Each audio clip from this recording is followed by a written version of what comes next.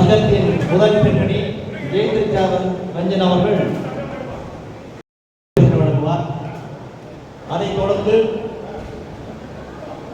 மாவட்ட செயலாளர் ரொட்டேரியன் சங்கர் அவர்கள் பொன்னாடை போர்த்துவார். பணியாற்றிருக்கிறது என்னுடைய சகோதரர் ரஞ்சன் அவர்களை,